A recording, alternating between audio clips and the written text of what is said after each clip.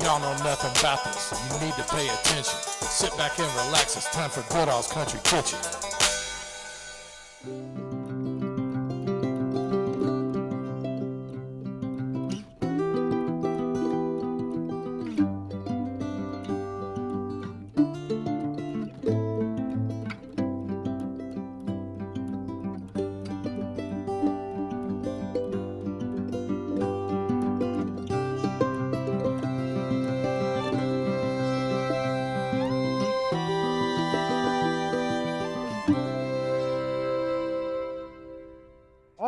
I'm here in historic Harrodsburg, Kentucky, and I'm doing a two-part video today. I want to start off here at KAYLA'S Diner, well known for milkshakes, great cheeseburgers, chili dogs. And then I want to do a history tour at the second half of the video at the old Harrod station known as Old Fort Harrod. So right here in old downtown Harrodsburg, Kentucky.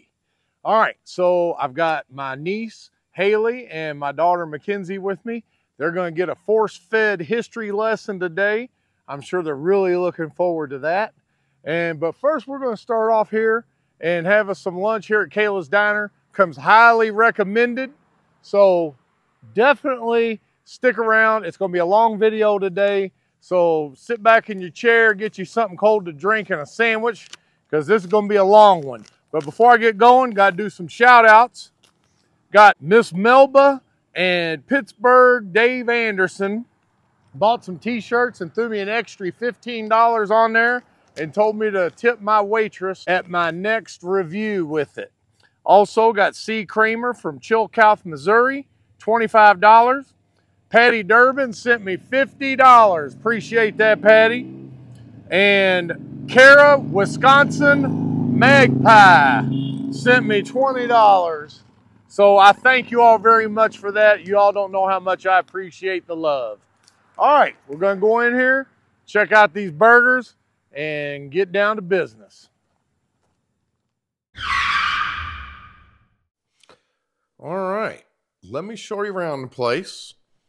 They got a pretty simple menu. Got burgers, chicken sandwiches, chili dogs. Pretty simple. You know how I like it. Do a few things good instead of a lot of things mediocre. They got the hand-dipped ice cream.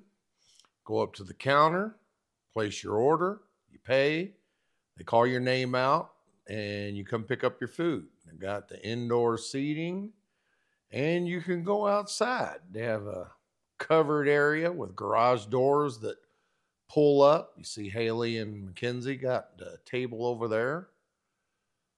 Pretty neat little setup here. Okay, continuing on, it's 1950s motif decorations. See, they got the old memorabilia. I guess they really kind of have it on like old 50s cars mostly. You see here, they don't spare any expense. They have the old chrome emblems off the old cars. Look, old Novas, Chevys, Mustangs, Corvettes. Man, they must have spent a fortune getting those old chrome emblems. And everything's just decorated good. This must be Kayla, and I'm assuming her parents or grandparents, not sure. And there's your dessert menu. You can get single cones, sundaes, shakes. And they make it old school. You can see those old metal cups. That's how they make the old milkshakes in the old days. And then, of course, they got soft serve ice cream and hand dipped.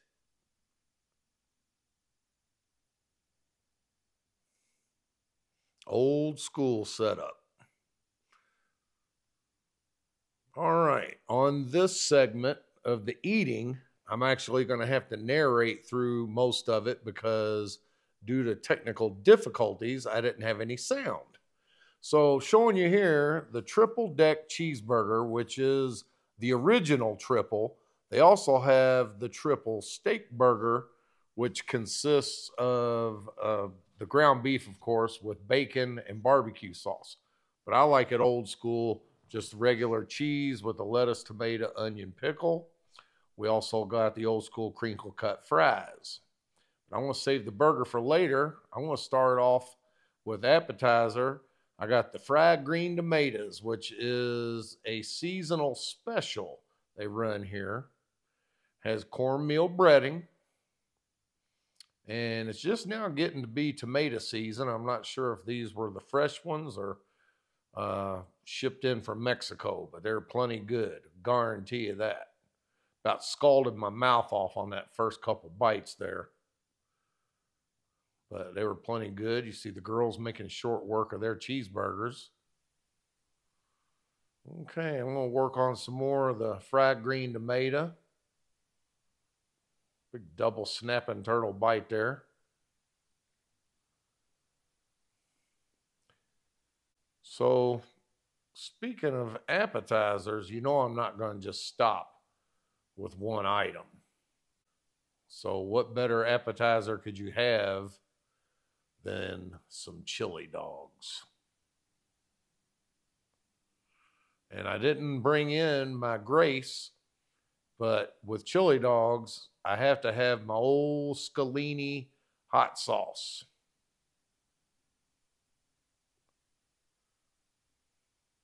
But where would I be without Grace?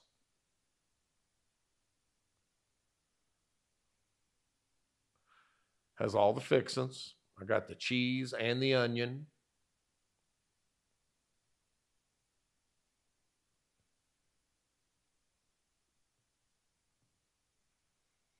It's got a good thick chili sauce on there.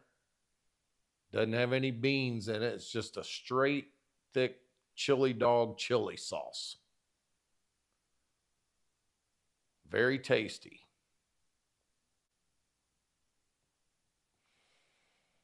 Got to wash it down a little bit.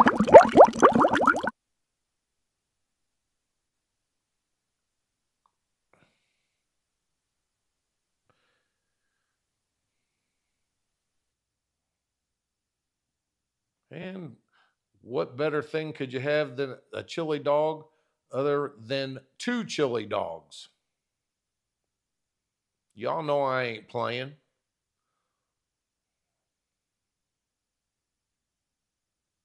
Nice little triple move there.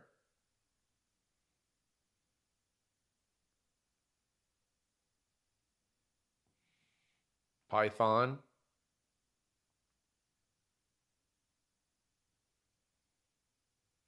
Wash it down with a little more diet.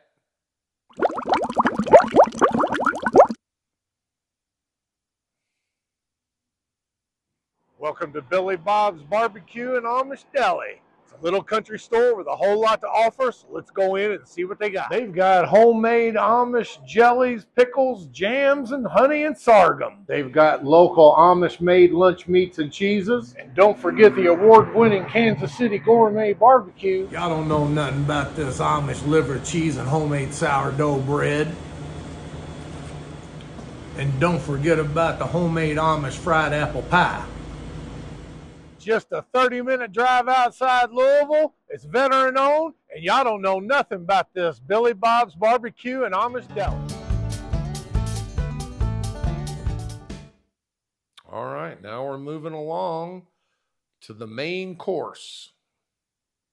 The triple deck Kayla burger. Like I said, you can get a single or a double, but you know I ain't fronting. I'm just going to go ahead and get on with the triple. Why play around? Got the onion rings. Got a nice little zesty meal breading on there. All right now, wait for it. A little diet. Very tasty, juicy, fresh fixings on there.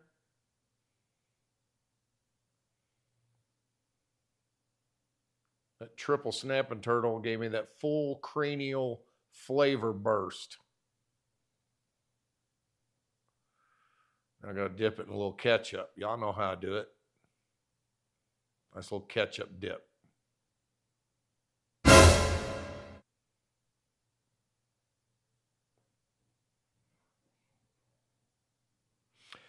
Now, this is interesting. I went in to wash my hands in the bathroom here, and the decorative action in the bathroom was so cool, I had to video that. Look, they got a 50-gallon oil drum for a sink. They got all the old artifacts and advertisement signs and everything. And besides that, the floor is as clean as a pin. You could have eat off the floor. It's just shining in there. So let's go on, move on to dessert now. All right, so I had to get the chocolate milkshake. Haley got one too, and Mackenzie got some mint ice cream.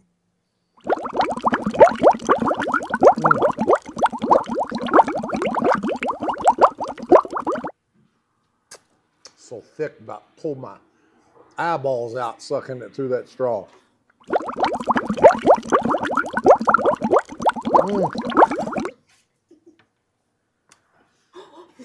I'm glad I can make you laugh, Mackenzie. Not yet. That was really funny. All right, we're going to finish up our desserts and give you some parting words out front. All right, as you saw, everything was great. Milkshakes, chocolate milkshakes. I mean, it must be 32-ounce milkshake. Anyway, the triple burger, outstanding. Everything was great. The chili dogs were good, old school, and it's an old school atmosphere in here. You're really going to love it, that 1950s feel. But anyway, we're going to go from here, full as a tick, and then we're going to go tour old Fort Harrod State Park. So stick around with us, learn a little history. I'm going to tie it in with the Farmstead Market review and also the review I did at Cox's Creek at the old High Grove Grocery. I tie it in with the Cox's Station and the Low Dutch Settlement Station. Stick around.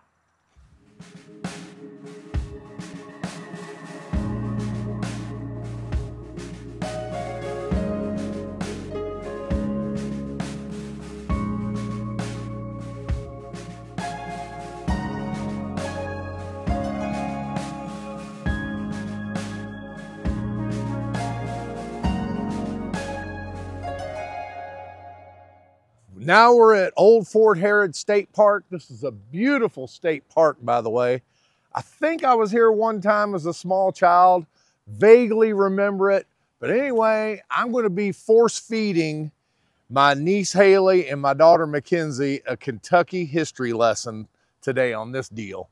We've already eaten at the diner, and now we're going to finish it off here with some Kentucky history.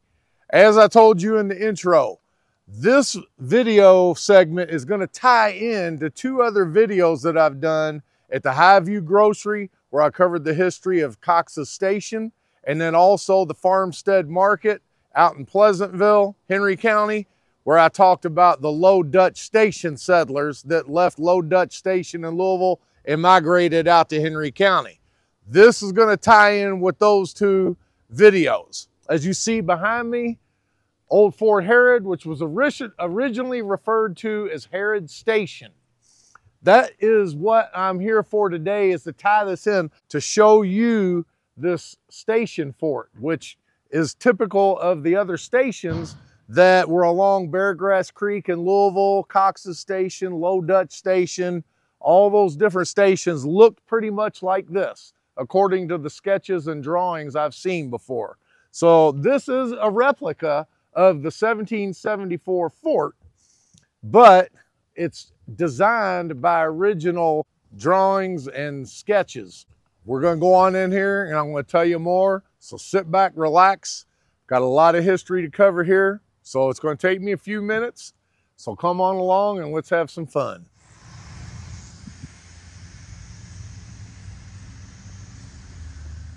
Before we go into the fort though, I also got to point out, this is the oldest pioneer cemetery in the state of Kentucky, which makes sense because this is actually the oldest settlement in the state of Kentucky. There's only 3 settlements that actually predate the Declaration of Independence, and that's Logan Station, Boone Station, which would become Boonesboro, and of course, Harrod Station, which would become Fort Harrod. So It's got a lot of gravestones here. Some are marked, but most are just field stones.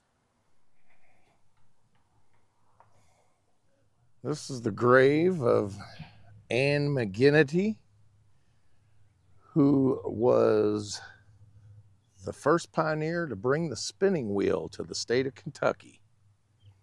There you have it, folks. If you're a spinning wheel collector, which, by the way, I have one that belonged to my second great grandmother in my museum room at home. But if you're into spinning wheels, this is where the site of the first spinning wheel in Kentucky was. Okay, as you see, we're inside the fort now. But back in 1774, this was pretty far inland from the Ohio River in Louisville. So later on, once George Rogers Clark came down the Ohio River and established his settlement in Louisville, then the other stations started moving further up Beargrass Creek. You had Floyd Station, Low Dutch Station, Sturgis Station, several forts up along Beargrass Creek. But anyway, once they started spreading out from Louisville, the closest one outside of Louisville at that time was Cox's Station, which was established around 1776 out by Cox's Creek, a little east of Bardstown, what would later become Bardstown. So in order for settlers coming at Ohio River to Louisville, in order for them to get to Harrodsburg, they had to originally make their way to Cox's Station at Cox's Creek, and then from there they would come here.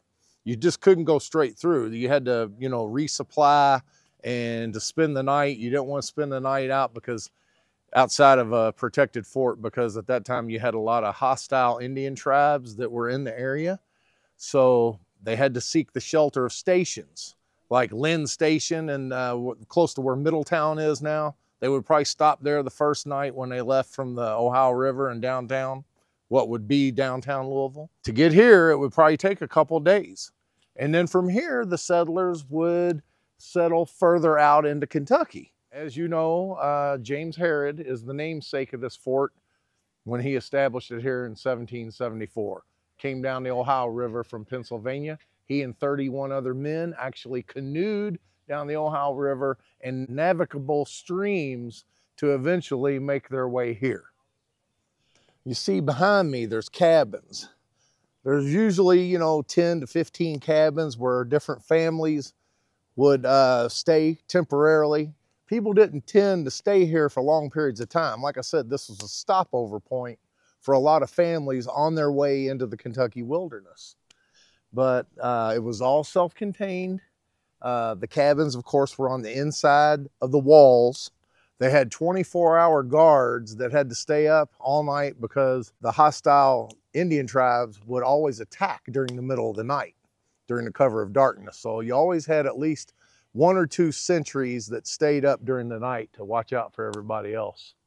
You see back here, they have people in period clothing tending to the gardens. Like I said, it was all self-sustaining.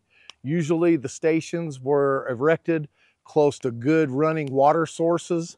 I haven't investigated yet what the stream is. I'm sure there's a stream within close proximity of here, just like at Low Dutch Station on Beargrass Creek. And then you had Cox's Station at Cox's Creek. There was always fresh running water close because they couldn't afford to go very far because they would get ambushed when they would go too far from the fort. All right, storm season is upon us, as you know, and you're going to be needing a good roofer. That's why I'm here today, tell you about Morley Roofing. Been in business since 1981. The owner, Kevin Morley, he stands by his work, and you will need no money down. And if you mention this ad, it's a 22% discount on your out-of-pocket expense. If your roof looks poorly, call Morley.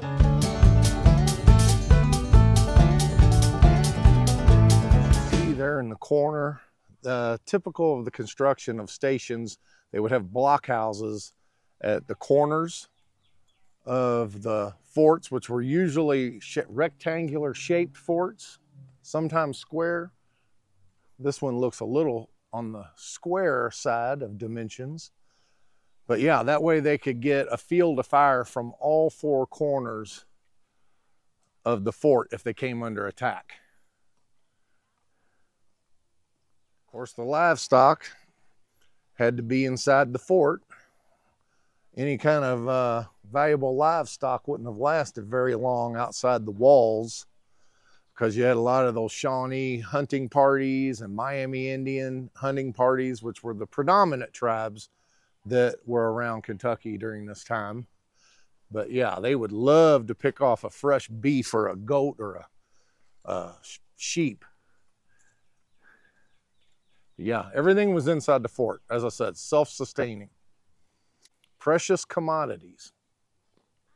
By the way, this reconstructed fort was rebuilt from very meticulous notes from back when it was built. So it's just as it was. This was constructed in 1927, but it is as it was in 1774. One of the first appliances, the hominy block,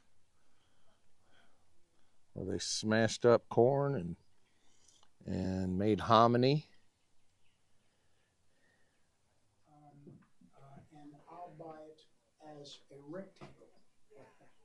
And it's no big deal, really. It's drilled for the tumbler. Okay, as you see, the outer walls, they took the poles and they sharpened them at the end, which made it a lot harder for the enemy to scale the walls, which they did a lot of times, but they didn't want to make it easy for them. Then, of course, they have the main gate wide enough for ox carts and different things to get through, and horses. And you see there all this cane, which was typical of the time. Kentucky had a lot of cane breaks back in those days, which very hard to get through a dense cane break. Oh, this looks like might be their water source. Yeah, it's still an active spring. Yeah. This was their lifeline right here. And it's pretty cool that it's still an active spring. It never dried up. It says here, gentleman, one of the pioneers, Barney Stagner, was beheaded by natives outside the fort in June of 1777. And of course, conveniently located next to their water source was their kettles, where they did all the clothes washing. That all took place out here. Might even have used some of these kettles for maybe a big community cooking or something like that, to make a big stew, maybe on a holiday or something like that. But I'll show you where the vast majority of the cooking took place here shortly. But yeah, this will give you an idea of the size of some of these old kettles back then. This thing probably weighs a couple tons. But yeah, they could wash a lot of clothes in that thing.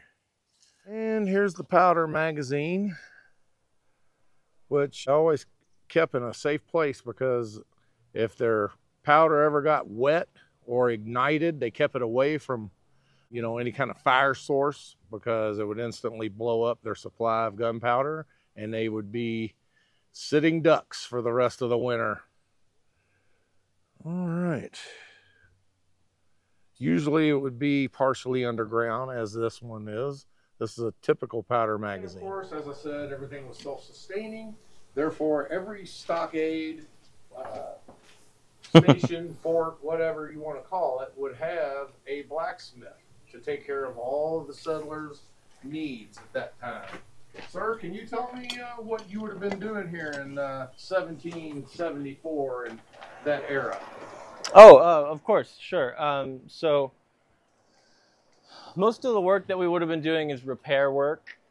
Most of the metal that came out here was brought in the form of tools. We didn't have a lot of scrap metal, but farm tools, cook pots, repairing things like that. That's the bulk of the work. This apparatus you see behind me, this is a bellows. This bellows itself is probably about 150 years old. It's very similar to the style they would have had 250 years ago. What's neat about it, in my opinion, is that this is far too heavy to have been carried out here, and it would have had to have been assembled on site. an experienced blacksmith at the time, you know, frontier blacksmith would have been able to come out here with an axe, a gun, and a handful of nails, and construct this from what was available in the woods. It's made of leather, and there's wood struts, and there's again a few nails to hold that wood into the leather. He probably would have carried out this metal pipe, an anvil, a couple of tongs, a hammer, and that's about it. And everything else had to have been constructed. So basically you're saying back in 1774 we couldn't have gone to Walmart and gotten any of these materials. Yeah. All right, thank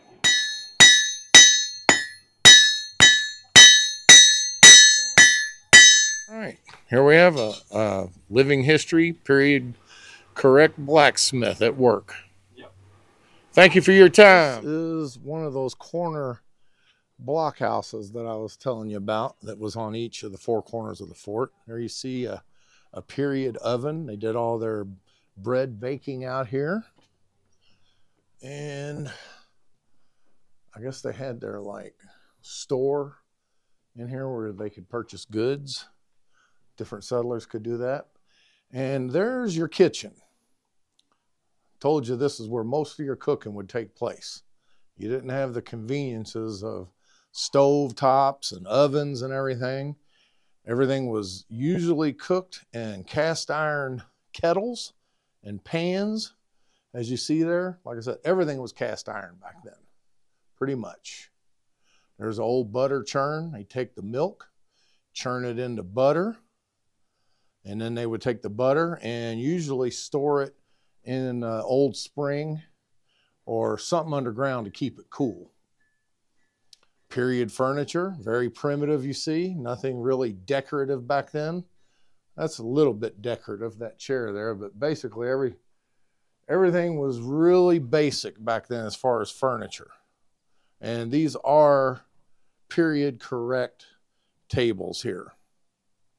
I don't know if they're replicas, but they look original to me. Look how primitive they are there with the table legs.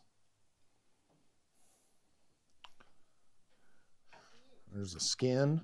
I thought it was a trading post. It looked like a goods store over there. Yep. Well, basically, that would have been your restaurant. You would have had to have that. Mm-hmm. And, of course, Anne McGinty, when she came here, even had a license from the British. That allowed her to get the biggest blockhouse in the fort. Oh. So this is how big it actually was 250 years ago. Wow. Because we were built from an original draft from 1779. That draft gave us dimensions, details, and drawings of this whole fort. So we are the only one in Kentucky that's recreated from an original draft. Well, you just answered a question that I had, and some talking points that I had earlier was how they reconstructed this fort in 1927 to make it period correct as it was. Well, thank you for that information.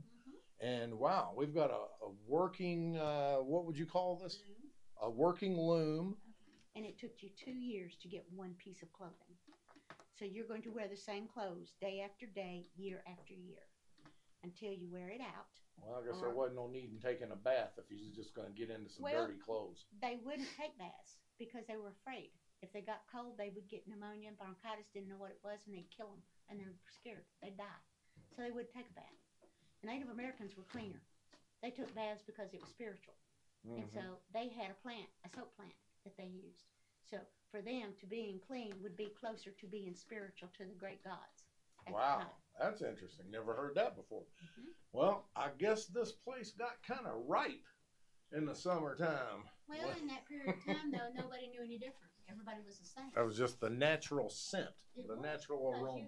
And you notice here in this blockhouse, there's portal holes around the outside of the walls to where they could get a field of fire with their muskets if they were being attacked from this direction. They're gun ports, yes. Of course, now this fort had 7 more cabins and 2 more blockhouses in it in the back. So that's why it's the largest fort of the 3.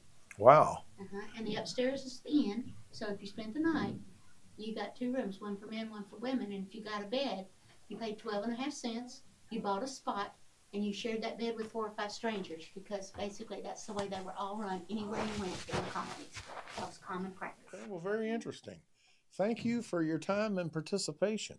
I appreciate it. All right, let me make my way to the upstairs of the station blockhouse here, which you heard the young lady say that this would have been the inn where visitors, travelers would come and rent rooms for the night.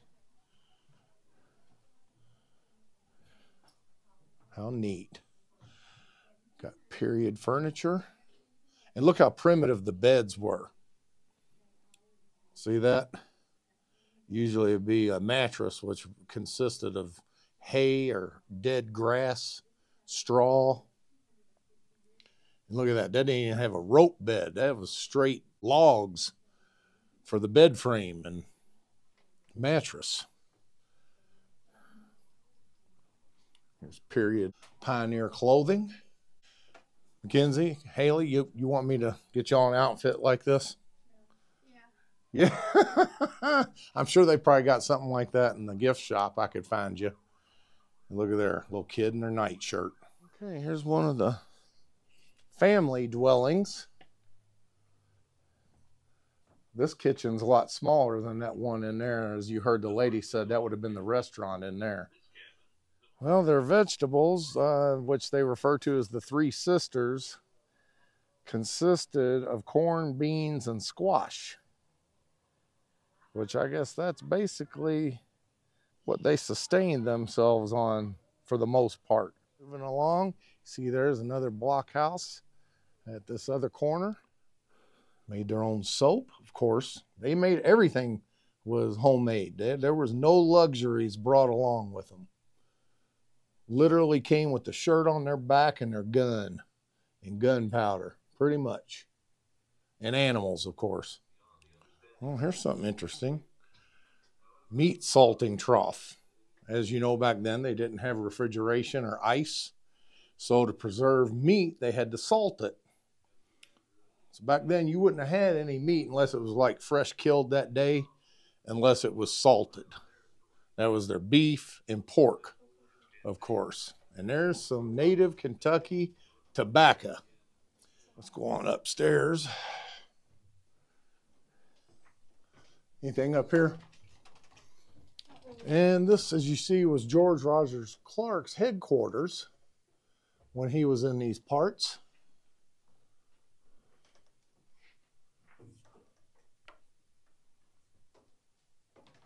There's an old uniform. And it was no coincidence that Harrod Station was located on the top of a hill, because of course they had to clear the land to have, the fort, the logs that consisted of the walls and cabins of this fort. So you basically had open field surrounding the fort, which you could easily see any kind of enemy approaching.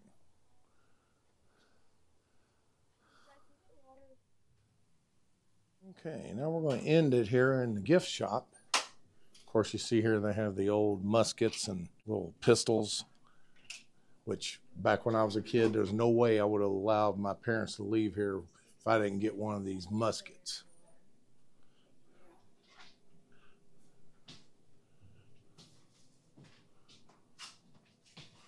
Got a nice little library, books to choose from. There's one on the Shawnee, which was the predominant tribe in this area back during the 1770s and 80s. Got merch, all kinds of gifts. Smells really good in here. These candles and soaps, I guess. Candle bigger candles. Mm-hmm. Do y'all have some homemade soap y'all sell in here too?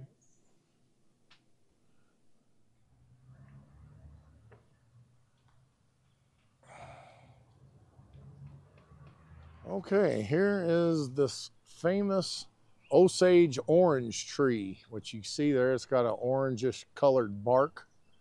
And this one dates back to the late 1700s. It's so big and that limb's so big and heavy, they got to have a support to hold the limb up. They don't want it to break off. Mackenzie, we actually have one of these trees I've seen over at the Beckley Park when we've walked the trail before. That's some really cool. Look how those burls come off the limbs there. It's really neat. If we only knew what this tree has seen. All right, here in the state park grounds, there's an old church. Looks like it goes back to early 1800s probably. I haven't gone up to it yet to check the sign. But here's an old early 1800s mansion, which was originally a federal style brick house, but then was added on to later in the later 1800s. But this is where the museum is. We're gonna go ahead and check it out. All right, we're getting out of here. It was a great day here at this park. Great time at KAYLA'S Diner. And you could spend an entire day here easy. We just did the quick tour, but man, what a bunch of great local Kentucky history. Everything started here in Kentucky pretty much. So if you're interested in like the fortified stations of Louisville, the Bear Grass Creek stations, Boonesboro, any of that stuff, you definitely want to start here because everything stemmed from Harrod Station.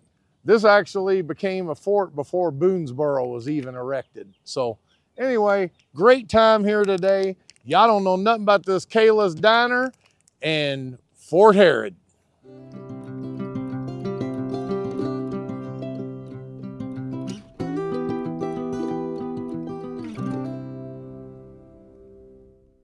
Now you know the facts of why I'm on a mission. You're always welcome back to Goodall's Country Kitchen.